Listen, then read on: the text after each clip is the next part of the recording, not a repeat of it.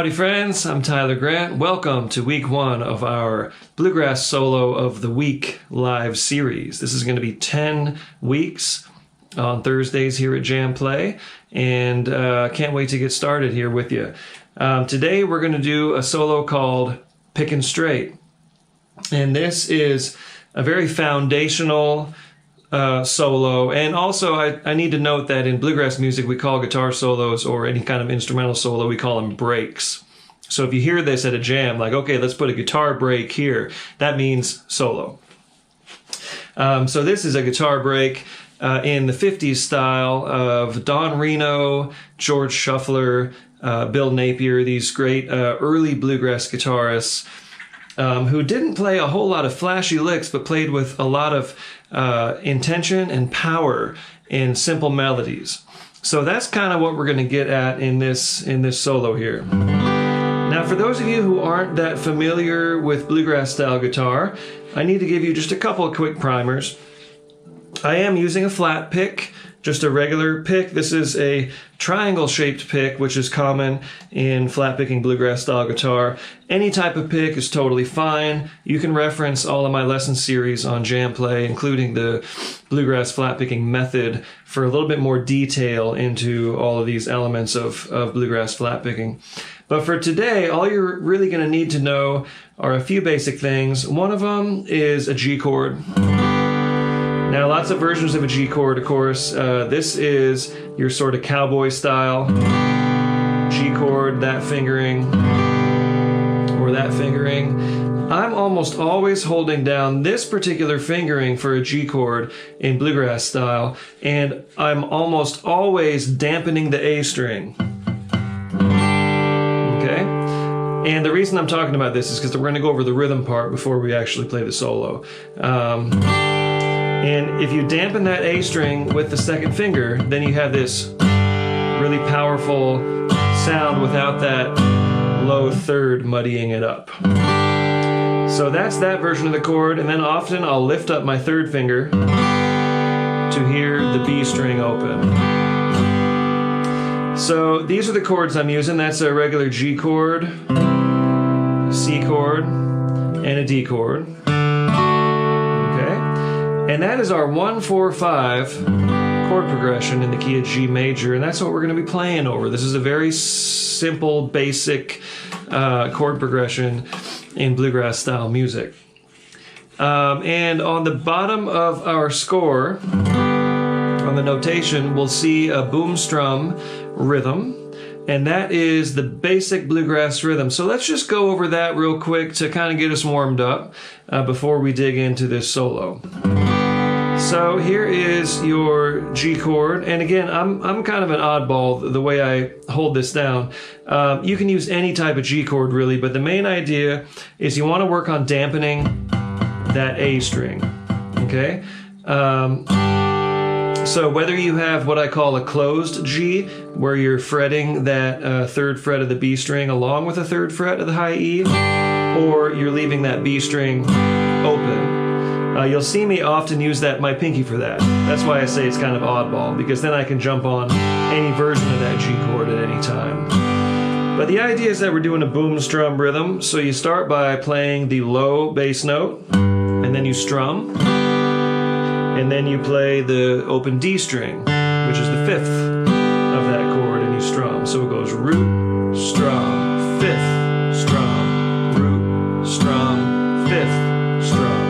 So that's your boom strum on the G chord. Let's try that just for a couple measures. Ready and go, and boom, strum, 5th, strum, root, strum, 5th. Keep going. Root, strum, 5th, strum, root, strum, 5th, strum. Okay? And your boom strum pattern, this is the basic bluegrass rhythm. I call it the boom strum. On a C chord, it's this. You start with the C note, which is the 3rd fret of the A string, and that's a boom, strum, and then the 5th is that same fret on the low E string. So a G note, in other words. So that's your alternating bass note. So it goes root, strum, 5th, strum, root, strum, 5th. And when you're strumming, make make sure you get all the way up to that high E string. You want to hear those treble strings ringing out, okay? So let's practice our C major boom strum for a couple measures. Ready, and go. And root, strum, fifth, strum, root, strum, fifth. Keep going. Root, strum, fifth, strum, root, strum. Okay? Then on the D chord, your root is simply the D string, and then your fifth is the open A string. So that's your root and fifth alternating bass notes there on a D chord. So let's try that together for a couple measures. Ready, and go. And root, strum, fifth, strum.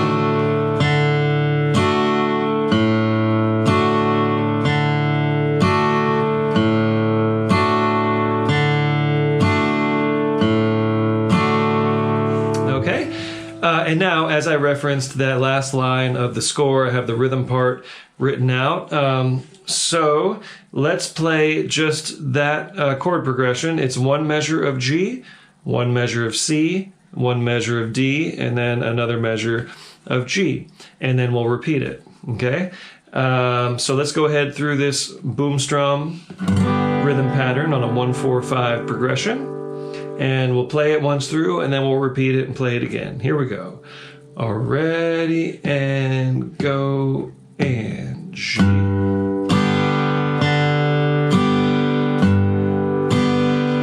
C.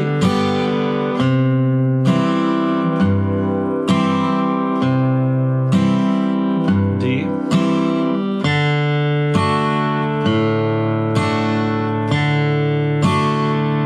Back to G.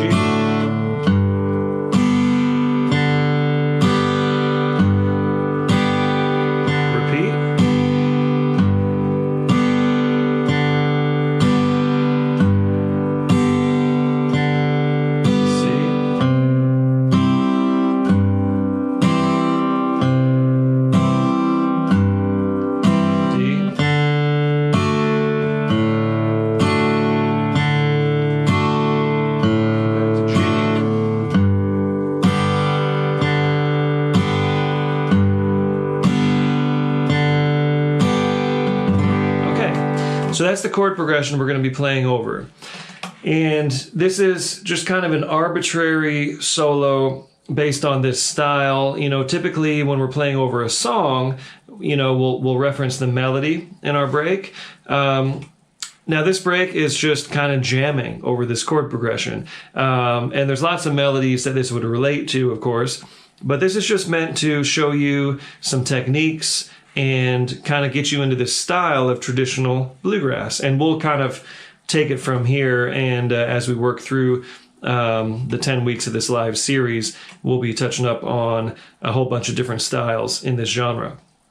So let me just play the solo for you once, and I'm going to play this at, I'm going to go ahead and play this at performance tempo, okay? And then we're going to take a step back and work through it really, really slow so we can all keep up. So here we go with the rhythm track. I'll just demonstrate this solo, Pickin' Straight.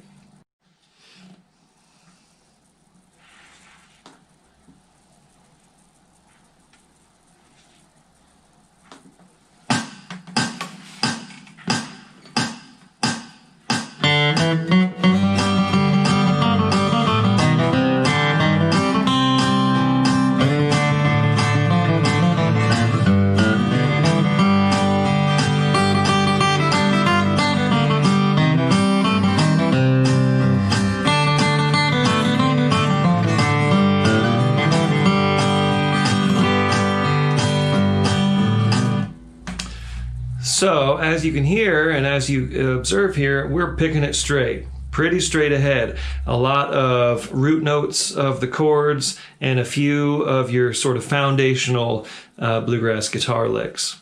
So let's give it a go here. Looking at the score from the very top, we have some pickup notes. And these go, okay? We are in the key of G major, so, you know, I'll spare you the scale review, but make sure you review your scales, your G major scale in both octaves. Okay, and we'll notice, play it clean now. And you'll notice that a bunch of this stuff is going to be sort of pentatonic and bluesy, but it all relates back to the G major scale. So here's your pickup notes. Open D, 2nd fret, 4th fret, and I'm using my 1st and 3rd fingers for this because my next move on the downbeat here is to slide my 3rd finger up from the 4th to the 5th fret, real quickly like that, kind of right on the beat. And then my next upstroke with the pick, I'm going to catch that open G string and just pedal that with some down and up strokes for a moment. So from the top, okay, that's how it starts. So let's try that together, and note that when I count you in, these are pickup notes, so it comes in on the and of 3. So 1 and 2 and 3 and 4 and. Okay, let's just do that for now. Here we go, really slow. 1 and 2 and 3.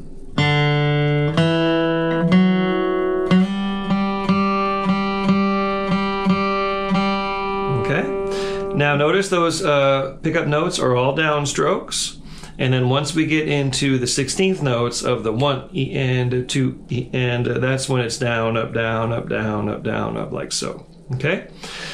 So after half of a measure, so we got 2 beats of, then we have this little bluesy lick.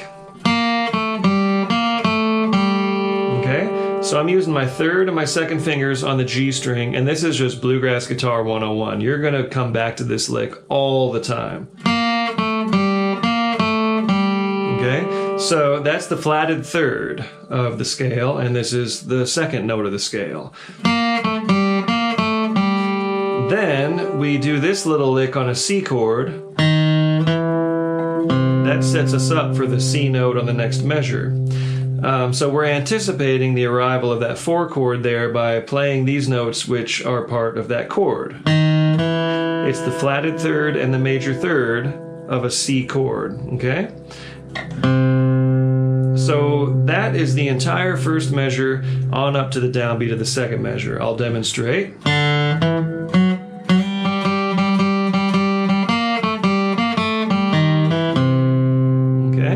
So let's try that together really, really slow. 1 and 2 and 3.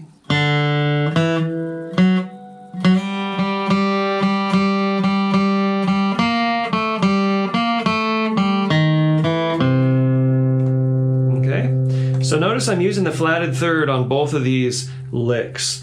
And, you know, whether or not you want to think about that, just learn these licks because you're going to be using them all the time and you'll really start to recognize that sound of when you have one of those blues notes, like the flatted 3rd here.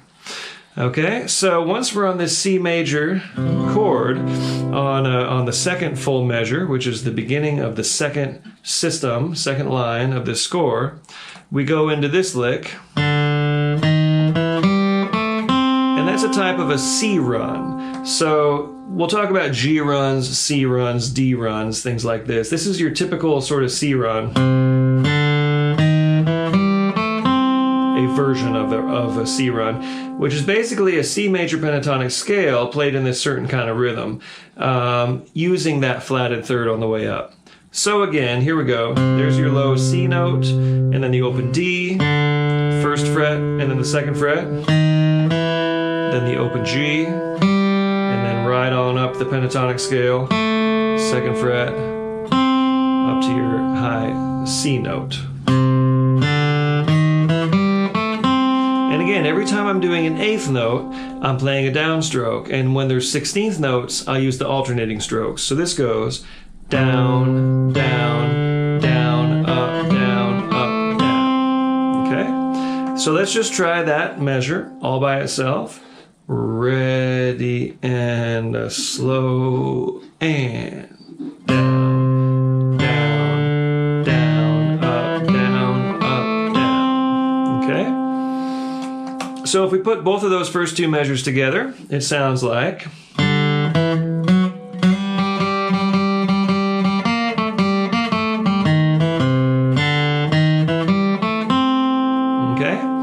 So let's try all of that really, really slow. I'll count all the way from the top. 1 and 2 and 3 and 4 and...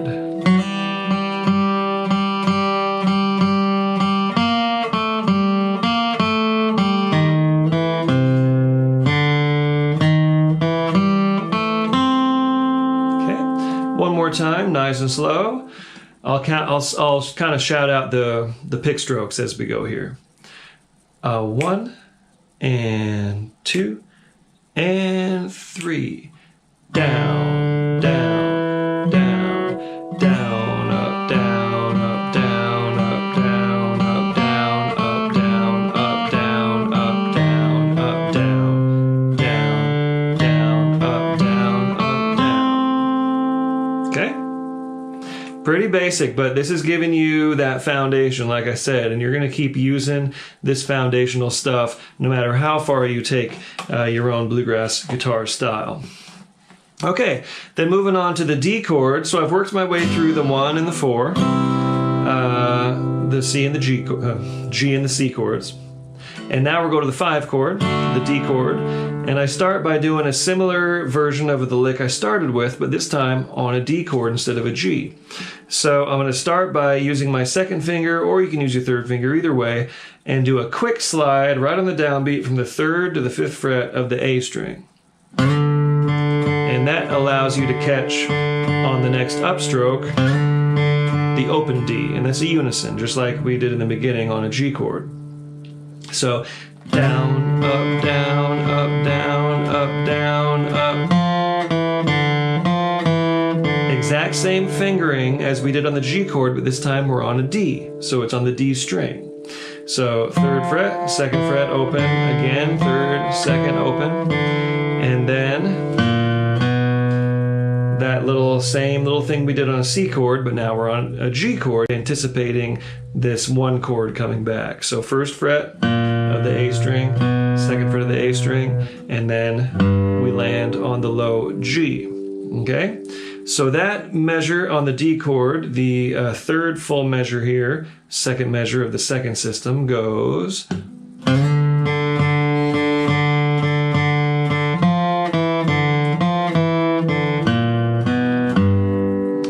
you on that G.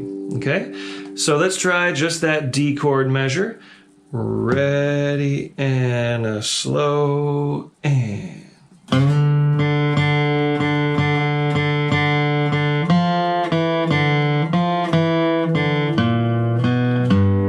Okay, so what do you think is going to happen here? Well, I'm going to do a regular old G run, and this one goes...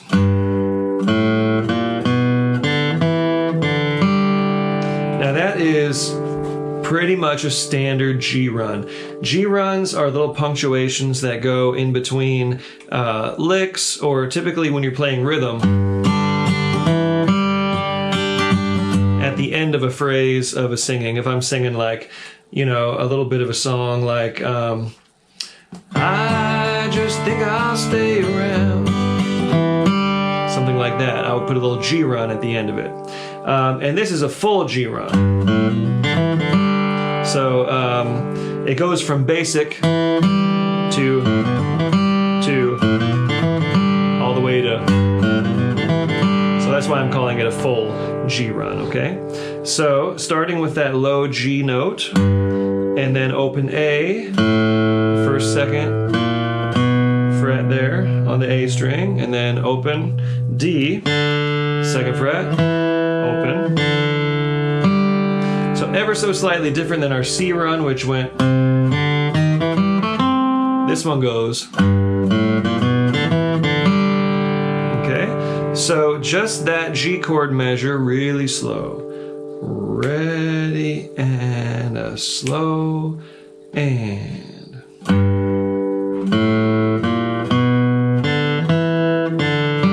One more time, because it's a good lick. Ready, go.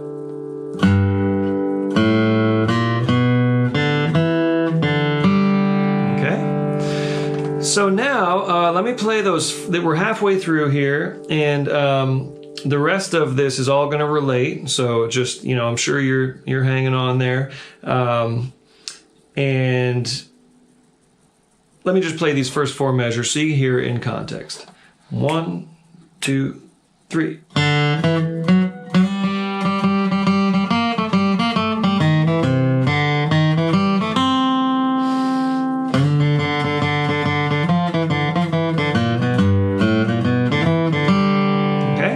So now you hear the chord changes happening, right? You hear this.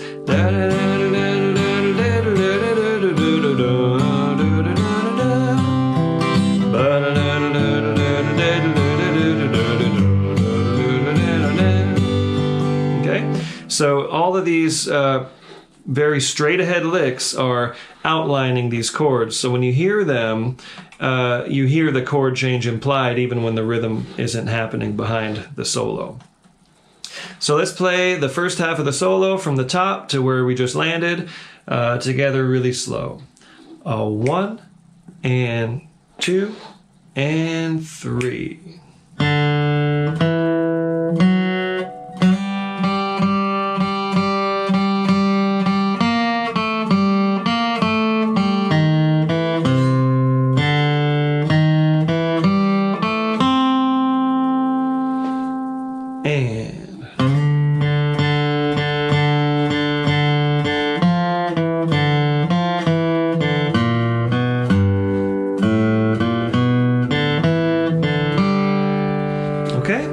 Now, since we're doing this live and I'm wanting you all to kind of play along in real time, take a deep breath and let's do that all again and try to play it really clean. And we might even go slightly slower. Here we go. From the top. 1 and 2 and 3.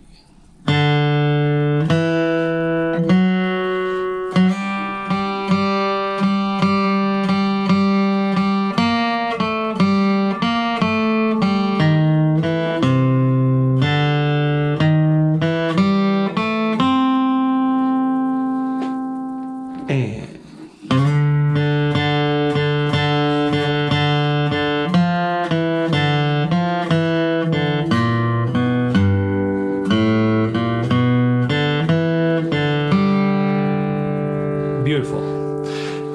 So since this is where we are and this is all fresh in our mind, why don't I put on the rhythm track and let's play this along with the slowest tempo of the rhythm track, which is 45 beats per minute. So let's try this together. We're going to wrap it up with a good old G run, and this time we're playing the open G string instead of the low G, open G, and then, okay, and I've opted to do a little hammer on or a slide, however you decide to do it,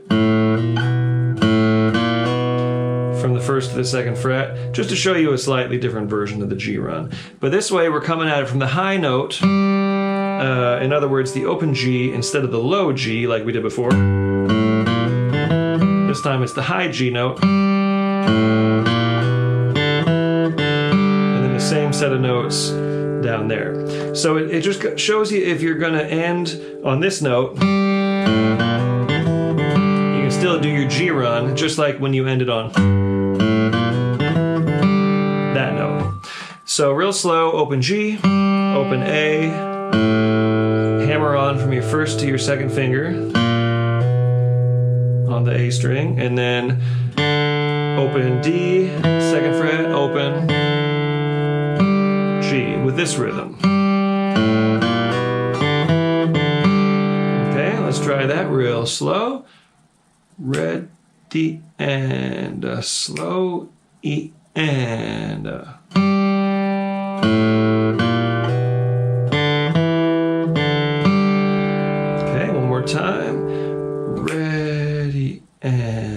slow, E, and okay.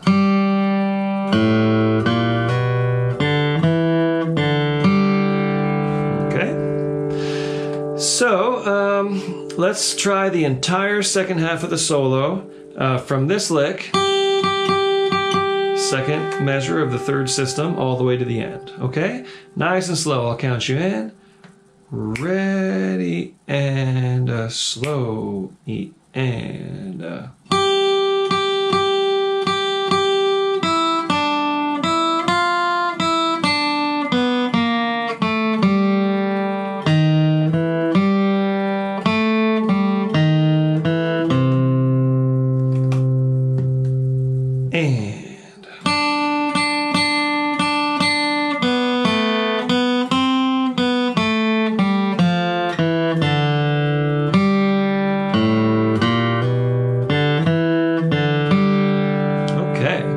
let's try that with the rhythm track. Just the second half of the solo, starting right there as we just did. Here we go with the slow rhythm track. Let's give it a shot.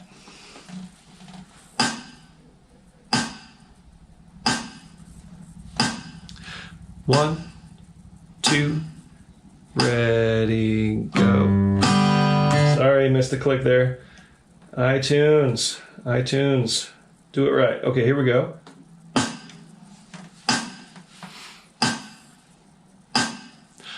One, two, ready, go, and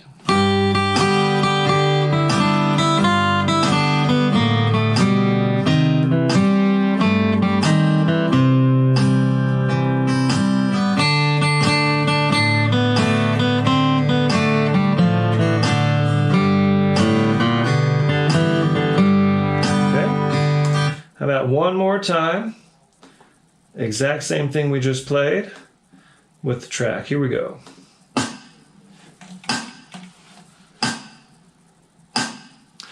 One, two, ready, and go, and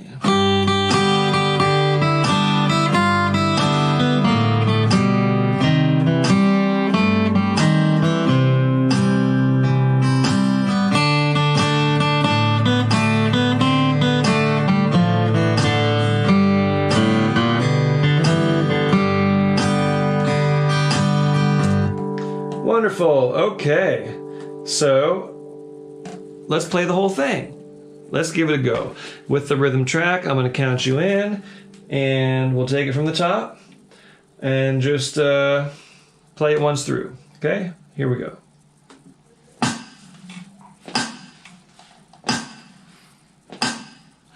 One, two, three.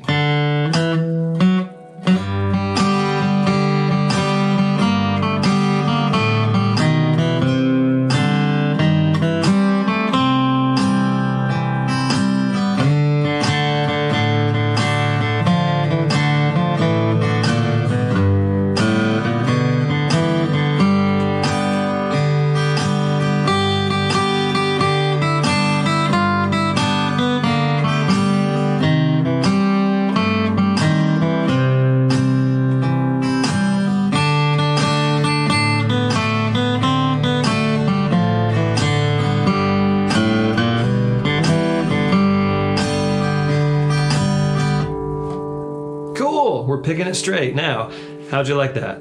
Did you do okay? Let's do it one more time. Slow tempo,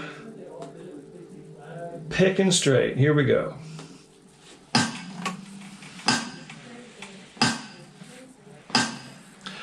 One, and two, and three.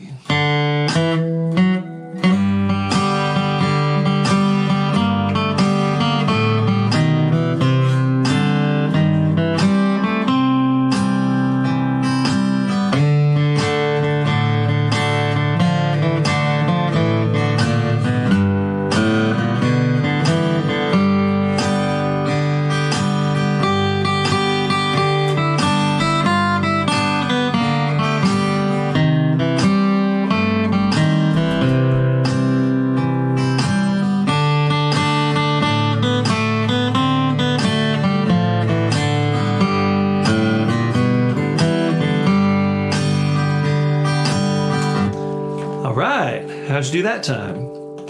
And this is meant to be entry level, okay? So those of you advanced players who are playing along, you're saying, well, I might have learned this before, but you might not have. Even an advanced player in another style might still pick up a lot from this foundational sort of bluegrass strategy that we're working on here. And all of you entry-level players, I hope you're enjoying this and keeping up just fine.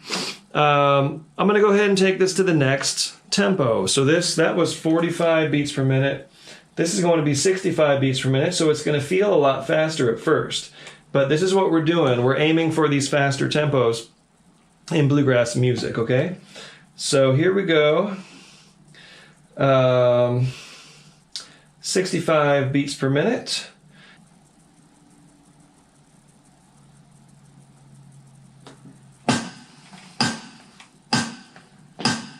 One, two, three.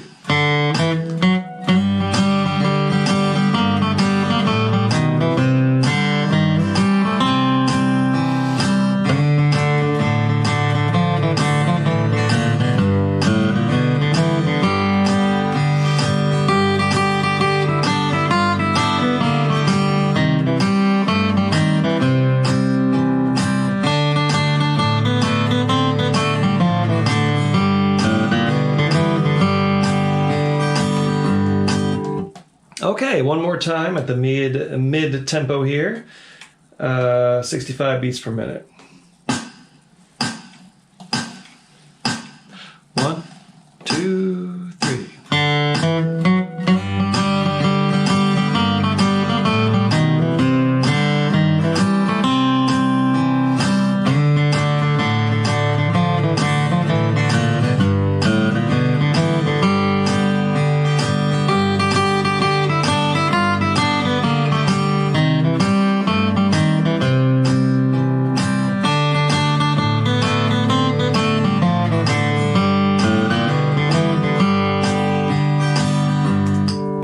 Okay, now I'm going to try it at the performance tempo, which, and again, bluegrass music can go much, much faster than this. If you've listened to some bluegrass, you'll know that this tends to be a fast picking kind of style, but we work our way up to that slowly. So here it is at the full tempo. Play along if you'd like, or just give it a listen.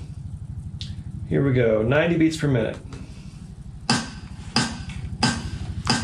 1, 2, 3.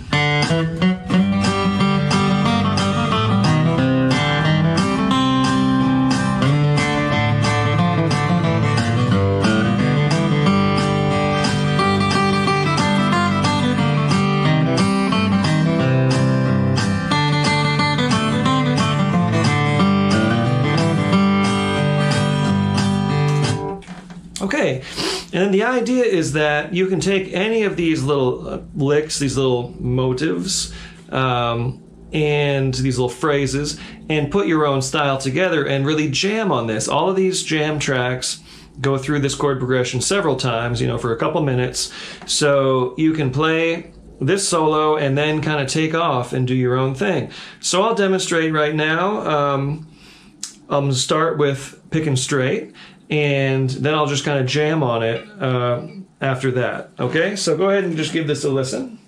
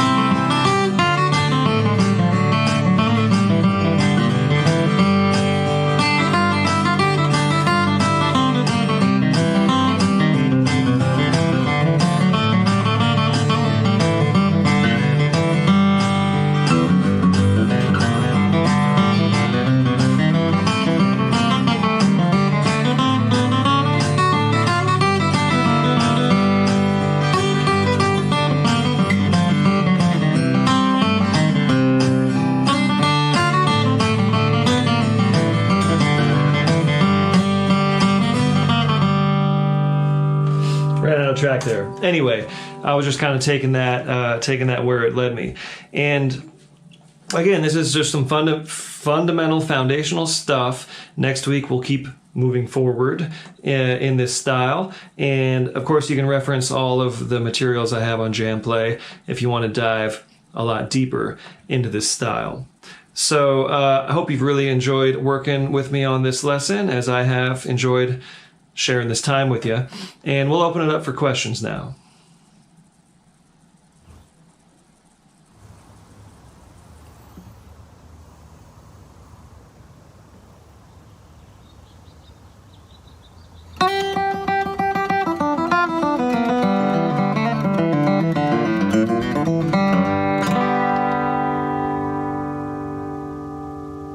All right. Hey, everybody. Hope you enjoyed that lesson. I sure enjoyed putting it together for you. I'm here to answer some questions. I'm here for you. How important is the angle of your forearm and wrist when picking breaks like this? This is from Taco Tuesday. Okay. They're pretty important. I participate in what I call calibration exercises daily, where I'm simply playing notes, individual strings, and really observing how I'm set up. And, the wrist should be straight, the elbow should be straight, and I'm leaning on the guitar so that this is all freed up. And sitting up straight is important too. If you're leaning back, the pick is going to fall, gravity is going to work against you. You want gravity to work this way. So yes, the angle of your forearm and wrist are very important, and they're also important to your health. You don't want to cause any strain or tension or injury. So I do these really slow calibration exercises. And sometimes I'll just need a couple minutes of that. Sometimes I need longer if I'm not quite warmed up. It's all about self-diagnosis and finding the way that you most efficiently can produce these tones and these notes. So what I would suggest is, if you're a JamPlay member, that's great. Go check out my series called Bluegrass Flat Picking Method. And in one of the early lessons in that series, I go through all these calibration exercises. And also in the Bluegrass Flat Picking Survival Guide, I do a more abridged version of these. So reference those two series on JamPlay site. Daryl asks, how do you know what fingers to use? Yeah, and again, I guess I didn't address that in the lesson here, but those resources are also explained in the Bluegrass Flat Picking Method course on JamPlay. I typically play in position. So if I'm in open position on this break, you probably would have seen my fingers mostly in this position where the third finger plays the third fret. The second finger plays the second fret. First finger plays the first fret. There are exceptions, of course. I believe I was using that fingering, and I kind of, through the lesson I was saying first finger and third finger and things like that. But it's really up to your discretion. I like to stay in position as much as possible, and I like to practice things like this chromatic scale exercise, which again I lay out in the Bluegrass Flat Picking Method, as well as the Survival Guide. That's part of my daily calibration, playing in position. Open position means first finger on first fret, second finger on the second, third finger on the third, fourth finger on the fourth. There are exceptions, of course. When on the kickoff of that break, I went open, first finger on the second fret, third finger on the fourth fret, and then I use that third finger to slide up, because that gives me an opportunity while I'm pedaling that open string to get back to open position. So it's all kind of just based on your own common sense and trying to stay in position as much as possible. Peter Ashley, this is great. What determines the down, down versus up, up in fiddle tunes when playing eighth notes? I go up, down for everything. Okay, well, and again, there's a bit of language we need to define here. When I am transcribing this type of score, I hear this 1 and 2 and 3 and 4 and as eighth notes. And then these 1 E and a 2 E and a 3 E and a 4 E and a as 16th notes. Now, a lot of instructors and a lot of instruction books write in what they call cut time, where eighth notes are, where these are 1, 2, 3, 4, 1, 2, 3, 4, where those are quarter notes, and these are eighth notes. 1 and 2 and 3 and 4 and 1 and 2 and 3. I just don't feel the music that way. I feel it like this: 1 and a 2 and a 3 and a 4 and a 1 and a 2 and a 3 and a 4 and 1 E and a 2 E and a 3 E and a 4 E and a 1 E and a 2 E and a 3 E and a 4. So, however you personally divide the beat, that is where you do down ups. So, as I explain in this particular break or solo, when I'm strumming the boom strum rhythm, boom strum, those are eighth notes: 1 and 2 and 3 and 4. The bass is playing on every quarter note. And then the eighth notes are also all down. So when I'm playing this, that's all down strokes: 1 and 2 and 3 and 4 and then when I'm doing 16th notes, 1 E and a 2 E and a 3 E and a 4 E and a 1 E and a 2 E and a 3. That's when I use down up. So your hand is always swinging at a certain common denominator, and whatever is naturally going down and whatever is naturally going up is how you determine that.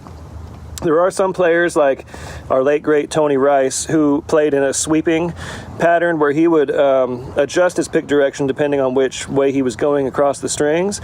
I'm not very good at that, so I strictly alternate depending on the beat. So if I'm going 1 and 2 and 3 and 4, it's like that. And when I'm going 1 E and a 2 E and a 3 E, it's still like that. I'm just catching all of those upstrokes in time.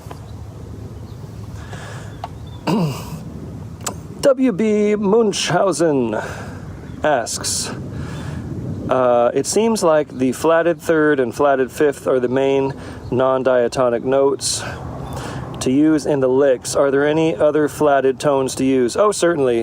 We get a flatted 7 in there, I think. In that lick. G, here's your flatted 7.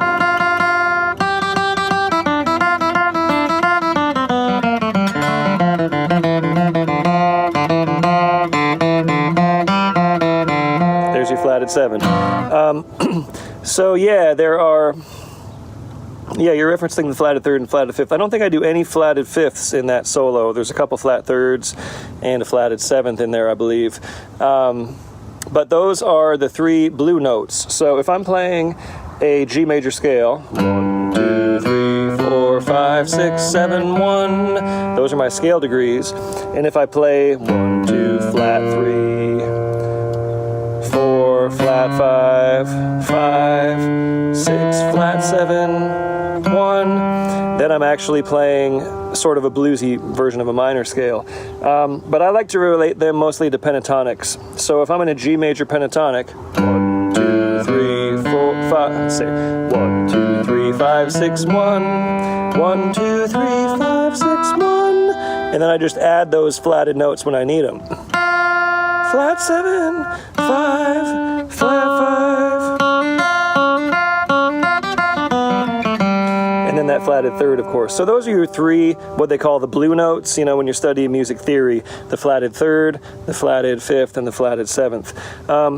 And what I do is I like to analyze those things. I like to hear them. That's why I practice scales by ear. I go 1, 2, 3, 4, 5, 6, 7, 1. Where's the 7? That's the 7. Where's the flatted 7? It's just a flatted 7. So I like to familiarize with all those things by ear. And I can hear a melody that goes something like Da da da da da da da da da da da da da da da da. And I know that by ear. 5, 6, flat 7, 1, flat 3, 2, 1, flat 7, 1, or 6, 1. So, spend a lot of time familiarizing yourself with how all these notes sound. And then you're going to see them pop up and you're going to hear them pop up in all of these licks and this vocabulary of these examples, that the instructors are teaching you. Hi, Tyler. Nice lesson. I have a question. Is the solo in shuffle? I'm definitely, again, there's a bit of defining terms here. To me, shuffle is this. The accenting of the backbeat. 1, the and, a 2, the and, a 3, the and, a 4, the and. You can shuffle and still play in straight 16th notes. 1, the and, a 2, the and, a 3, the and, a 4, the and. When you're swinging those 16th notes, then you have that bouncy. So here's just swinging. 1 E and a 2 E and a 3 E and a 4 E and a. It just means uneven 16ths or 8ths if you're counting in cut time, which is twice as fast. I think of it as 16th notes. 1 E and a 2 E and a 3 E and a 4 E and a. And if I'm shuffling it, I'm accenting these.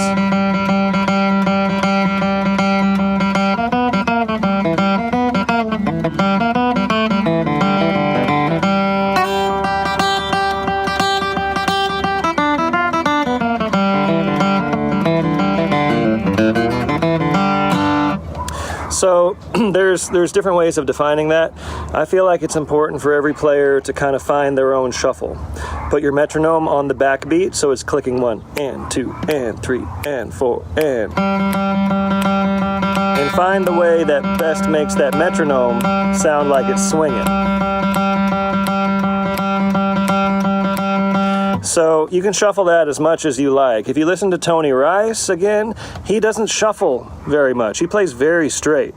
But if you listen to players like Doc Watson, Russ Barenberg, they're a lot more shuffle in their playing. So you just got to find your own version of that. Find what makes the music swing the best for you.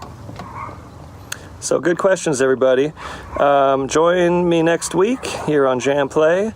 For week 2 of this 10-week series. Keep on coming back. We're going to learn and grow together. Thanks, everybody.